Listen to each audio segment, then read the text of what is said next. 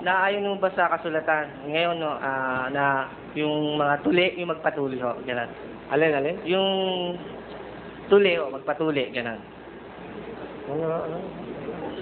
Naaayon ba raw sa kasulatan? Sa panahon ho natin, na magpatuli. Pero, Kung ang pag-uusap biblical, nasa Galacia ang sagot, sabi ni San Pablo. Sapagkat kay Kristo Jesus, kahit ang pagtutuli ay walang kabuluhan, kahit man ng di pagtutuli, kundi ang pananampalataya na gumagawa sa pamamagitan ng pag-ibig. O, di ba? Basta may pananampalataya, tuli ka kay hindi. Pareho lang yung kay Kristo.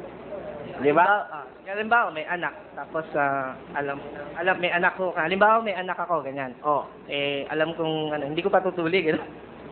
Hindi, kung gusto mo patuli, pwede rin. Kasi, ang pagtutuli, ang hindi pagtutuli, walang kabuluhan, biblically speaking. But speaking of health, Hygiene. hygiene, mas maganda, patuli mo.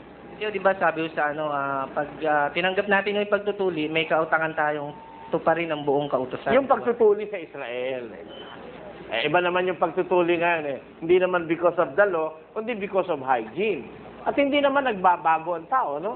Talagang kahit naman sino tanungin mo, mas mabuti yung tuli kaysa sa hindi tuli. Diba?